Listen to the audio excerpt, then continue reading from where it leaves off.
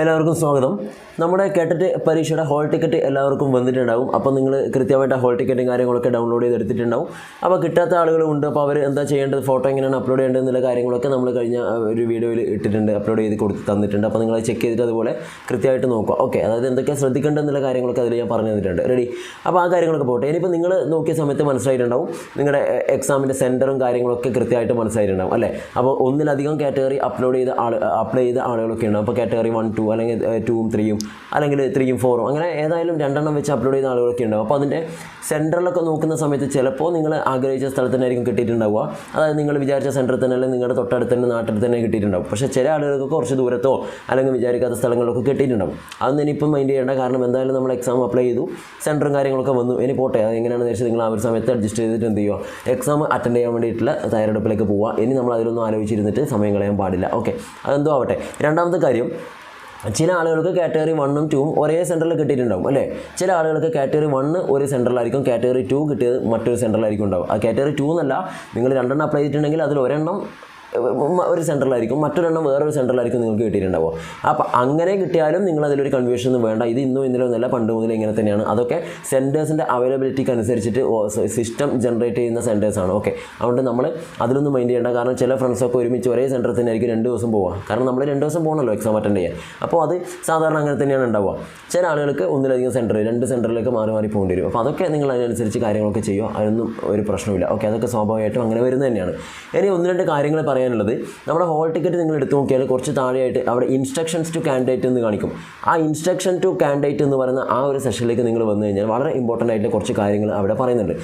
അതിൽ പറഞ്ഞത് all candidate are directed to put their signature in the space provided in the admit card അല്ലേ? Admit കാർഡിൽ നിങ്ങൾക്ക് sign ചെയ്യാനുള്ള ഒരു സ്പേസ് അവിടെ തന്നിട്ടുണ്ട്. ക്ലിയർലി ഇതാ ഇവിടെ കാണാൻ നിങ്ങൾക്ക് മനസ്സിലാവും. നോക്കിയേ, സിഗ്നേച്ചർ ഓഫ് ദ കാൻഡിഡേറ്റ് എന്ന് കാണിക്കും. അത് നിങ്ങൾ ഇപ്പോൾ ഇടാം, അല്ലെങ്കിൽ നിങ്ങൾ എന്ത് ചെയ്താൽ മതി, എക്സാം ഹോളിൽ പോയതിന് ശേഷം അവിടെ ഇൻവിജിലേറ്ററിൻ്റെ മുന്നിൽ നിന്ന് ഇട്ടാലും മതി. അതിനെങ്ങനെയാലും കുഴപ്പമൊന്നുമില്ല. സാധാരണ ഇതിൽ ഇൻവിജിലേറ്ററിൻ്റെ മുന്നിൽ പോയിട്ട് അവിടെ നിന്നാണ് ഇട്ട് കൊടുക്കും. അപ്പോൾ അവരത് നോക്കിയിട്ട് നിങ്ങൾ വെരിഫൈ ചെയ്തിട്ട് അവരുടെ ഇൻവിജിലേറ്ററിൻ്റെ സൈൻ ഇവിടെയും ചെയ്യും. അങ്ങനെയാണ് സാധാരണ ചെയ്യാറുള്ളത്. അപ്പോൾ അത് നിങ്ങൾക്ക് ഇപ്പോൾ ഇട്ടാലും അവിടെ പോയി ഇട്ടാലും കുഴപ്പമൊന്നുമില്ല, എങ്ങനെ വേണമെങ്കിൽ ചെയ്യാം. ഓക്കെ, ഏറ്റവും നല്ല നിങ്ങൾ ആ സമയത്ത് അവിടെ നിന്ന് ചെയ്താൽ മതി. റെഡി? അത് നിങ്ങൾ ശ്രദ്ധിക്കുക. രണ്ടാമത്തെ കാര്യം നോക്കിയാൽ കുറച്ച് അവിടെ ബോൾഡ് ചെയ്തിട്ട് കൊടുത്തിട്ടതാണ്. എന്താണെന്ന് നോക്കിയേ, candidates should produce the same photo affixed original identity card which was entered along with the application. എന്ന് പറഞ്ഞാൽ ഇവിടെ ഉദ്ദേശിക്കുന്നത് എന്താണെന്നറിയോ, നിങ്ങൾ ID പ്രൂഫിലുള്ള ഫോട്ടോ തന്നെ ഇതിലുണ്ടാവണം എന്നല്ല പറയുന്നത്. അങ്ങനെയൊന്നുമല്ല. എന്താ ഇവിടെ മനസ്സിലാക്കേണ്ടത്? ഒന്നുമില്ല, നിങ്ങൾ ഇത് ഓൺലൈൻ ആപ്ലിക്കേഷൻ കൊടുക്കുന്ന സമയത്ത് ഒരു ID പ്രൂഫ് അവിടെ സെലക്ട് ചെയ്തിട്ടുണ്ടാവും അല്ലേ? ആധാർ കാർഡെന്നോ അല്ലെങ്കിൽ വോട്ടേഴ്സ് ഐഡിയോ ഡ്രൈവിംഗ് ലൈസൻസോ പാസ്പോർട്ടോ അങ്ങനെ ഏതോ ഒരു ID കാർഡ് നിങ്ങൾ അവിടെ സെലക്ട് ചെയ്ത് കൊടുത്തിട്ടുണ്ടാവും. അത് നിങ്ങൾക്കാണ് അറിയോ, നിങ്ങളാണ് അപ്ലൈ ചെയ്തത്.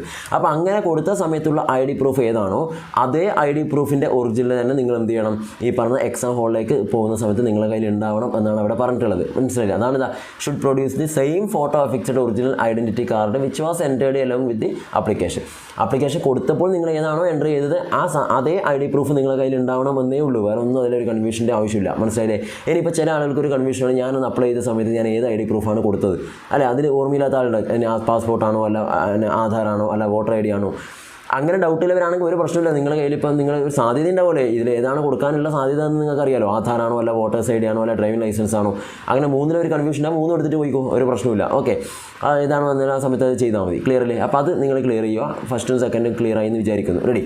തേർഡ് നോക്കിയേ, candidate should occupy their seat 45 minutes before the scheduled start of the examination. അത് പിന്നെ നമ്മൾ പറയേണ്ട കാര്യമില്ല, നിങ്ങൾ ആ സമയത്ത് ഞാൻ ലാസ്റ്റ് പറയാം. ഓക്കെ, നമ്മളെന്തായാലും എക്സാം തുടങ്ങുന്നതിന് മുന്നേ ഒരു 15 അരമണിക്കൂർ മുന്നെങ്കിലും അവിടെ പരമാവധി എത്താൻ ശ്രമിക്കണം, എന്നാലേ കാര്യമുള്ളൂ. ഓക്കെ, ഒരേ ഒരു എക്സാമാണ്, നമ്മൾ കാത്തിരുന്ന എക്സാമാണ്. അപ്പോൾ അതിൽ നമുക്ക് അതിന് ഒരു വിട്ടുവീഴ്ചേണ്ട കാര്യമൊന്നുമില്ല. പരമാവധി നേരത്തെ 1 മണിക്കൂർ 2 മണിക്കൂർ മുന്നേ അവിടെ എത്തിയാലും ഒരു പ്രശ്നമില്ല.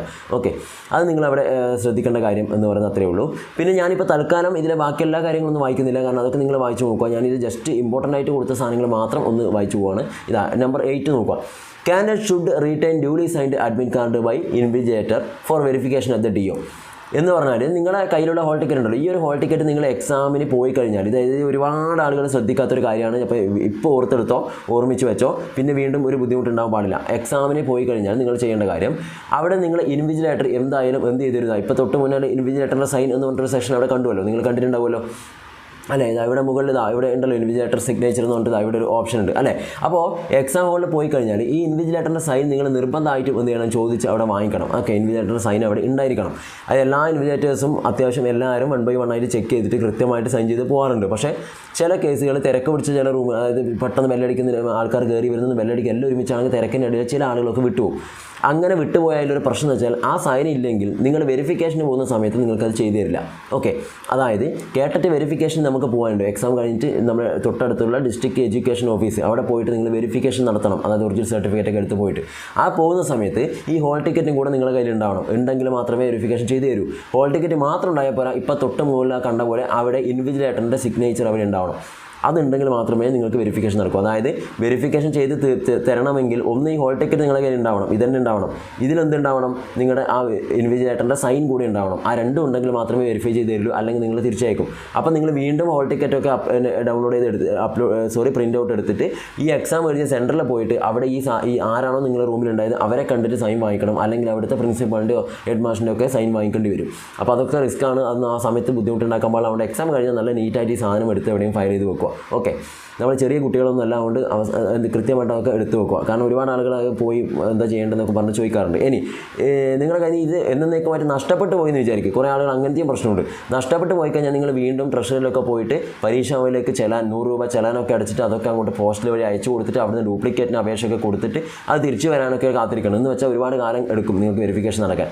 അതുകൊണ്ട് അതിനൊന്നും നിൽക്കാൻ പാടില്ല. അതുകൊണ്ടാണ് ഞാൻ പറഞ്ഞത് ഈ ഹോൾ ടിക്കറ്റ് നിങ്ങൾ മൊബൈലിലൊന്ന് ഡൗൺലോഡ് ചെയ്ത് വെക്കുന്നത് നല്ലതായിരിക്കും. ഇനിയിപ്പോൾ ബൈ ചാൻസ് നഷ്ടപ്പെട്ടാലും നമുക്ക് ആദ്യം ഇതിൻ്റെ പിന്നാലെ കളിക്കണ്ടല്ലോ. ഇത് പ്രിൻ്റ് ഔട്ട് എടുത്ത് നിങ്ങൾക്ക് കാര്യങ്ങൾ ചെയ്യാം. അതുകൊണ്ട് അത് കൃത്യമായിട്ട് ശ്രദ്ധിക്കുക. ഓക്കെ, ഇനി അടുത്തത് candidate should ensure that they are getting the same set. അത് പിന്നെ നിങ്ങൾ എക്സാമിന് ശ്രദ്ധിക്കേണ്ട കാര്യം ഞാൻ അവസാനം പറഞ്ഞുതരാം. OMR ഷീറ്റും കാര്യങ്ങളൊക്കെയാണ്. ഓക്കെ, അത് നിങ്ങൾ ആ സമയത്ത് കാര്യം ക്ലിയർ ആയിട്ട് ചെയ്താൽ മതി. അപ്പോൾ ഇവിടെ ശ്രദ്ധിക്കേണ്ട കാര്യം ഇത്ര മാത്രമേ ഉള്ളൂ. നിങ്ങൾ ഈ അഡ്മിറ്റ് കാർഡും കാര്യങ്ങളൊക്കെ എന്ത് ചെയ്യണം, കൃത്യമായിട്ട് നിങ്ങളുടെ കയ്യിലുണ്ടാവണം. അതിൽ സൈൻ ഉണ്ടോ എന്ന് ഉറപ്പിക്കണം. ഓക്കെ, നിങ്ങൾ ഒരിക്കലും നശിപ്പിക്കാൻ പാടില്ല. ഓക്കെ, അപ്പോൾ ഇതൊക്കെ കേൾക്കുമ്പോൾ ചില ആളുകൾക്ക് തോന്നുന്നത് ഈ ചെറിയ കുട്ടികളോട് പറയുന്ന പോലെ എന്നൊക്കെ തോന്നും. പക്ഷേ ഒരുപാട് ആളുകൾ ഞാൻ ഇതിപ്പോൾ ഈ എക്സാം കഴിഞ്ഞാൽ പോലും നിങ്ങൾ കണ്ടോ നമ്മുടെ വീഡിയോയുടെ കമൻറ്റിൽ വന്നിട്ട് ഈ കാര്യങ്ങളൊക്കെ ചോദിക്കും. അതായത് ഈ ഹോൾ ടിക്കറ്റ് നഷ്ടപ്പെട്ടു, അല്ലെങ്കിൽ സൈൻ വാങ്ങിക്കാൻ വിട്ടുപോയി, അല്ലെങ്കിൽ അത് എൻ്റെ കയ്യിൽ നിന്ന് പോയി. അപ്പോൾ അതൊക്കെ ശ്രദ്ധിക്കുക. ഒരിക്കലും അത് നഷ്ടപ്പെടുത്താൻ പാടില്ല. വളരെ ഇമ്പോർട്ടൻ്റ് ആണ് ഈ ഒരു ഹോൾ ടിക്കറ്റ് എന്ന് പറയുന്ന സാധനത്തിന്. അപ്പോൾ 3 കാര്യങ്ങളെ പറഞ്ഞിട്ട്, ഒന്ന് ഐഡൻറ്റി കാർഡ് നിങ്ങളുടെ കയ്യിൽ ഉണ്ടാവണം. അതുപോലെ തന്നെ എന്താണ് ഈ പറഞ്ഞ ഹോൾ ടിക്കറ്റ് നിങ്ങളുടെ കയ്യിൽ ഉണ്ടാവണം. അതിൽ സൈൻ വാങ്ങിച്ചിട്ടുണ്ടാവണം. ഒരിക്കലും നശിപ്പിക്കാൻ പാടില്ല. നിങ്ങളുടെ കൂടെ തന്നെ ഉണ്ടാവണം. ഓക്കെ, ഇനി എക്സാമൊക്കെ കഴിഞ്ഞാൽ നമുക്കൊരു വെരിഫിക്കേഷൻ ഉണ്ട്. ഒരിക്കലും പരീക്ഷ കഴിഞ്ഞ പാടെ നമുക്ക് ഇതിൻ്റെ സർട്ടിഫിക്കറ്റ് നമ്മുടെ കയ്യിലേക്ക് വരില്ല. അപ്പോൾ റിസൾട്ടൊക്കെ വന്നു കഴിഞ്ഞാൽ നമ്മുടെ തൊട്ടടുത്തുള്ള വിദ്യാഭ്യാസ ഓഫീസിൽ, നിങ്ങളിപ്പോൾ ഏത് വീട്ടിൻ്റെ തൊട്ടടുത്തല്ല, നമ്മളിപ്പോൾ ഏത് എക്സാം സെൻറ്ററിലാണോ പോയിട്ട് നിങ്ങളിപ്പോൾ എക്സാം അറ്റൻഡ് ചെയ്യുന്നത്, നിങ്ങൾ ഉണ്ടല്ലോ ഈ ഹോൾ ടിക്കറ്റ് ഉണ്ടല്ലോ നിങ്ങളുടെ എക്സാം സെൻറ്റർ. അപ്പോൾ ആ സെൻറ്ററിൻ്റെ ഏത് പരിധിയിലാണോ അവിടെയുള്ള വിദ്യാഭ്യാസ ഓഫീസിൽ തന്നെ പോയിട്ടാണ് നിങ്ങൾ എന്ത് ചെയ്യേണ്ടത്, വെരിഫിക്കേഷൻ നടത്തേണ്ടത്. അപ്പോൾ അങ്ങനെ നടത്താനുണ്ട്. അപ്പോൾ അതും കൂടെ മനസ്സിലുണ്ടാവണം. പരീക്ഷ കഴിഞ്ഞ് റിസൾട്ട് വന്ന് നമ്മൾ ക്വാളിഫൈ ചെയ്ത് കഴിഞ്ഞാൽ വെരിഫിക്കേഷൻ കൂടെ നടത്തിയാലേ നമുക്ക് എന്ത് കിട്ടുള്ളൂ, ഇതിൻ്റെ ഒറിജിനൽ സർട്ടിഫിക്കറ്റ് നമുക്ക് കിട്ടും. അപ്പോൾ അതുകൂടെ മനസ്സിലുണ്ടാവണം എന്നെല്ലാം കൂടെ ഓർമ്മിപ്പിക്കുവാണ്. എന്തെങ്കിലും സംശയങ്ങളുണ്ടെങ്കിൽ തീർച്ചയായിട്ടും കമൻറ്റ് ചെയ്യാം, അത് ക്ലിയർ ചെയ്ത് തരാം. Okay, thank you.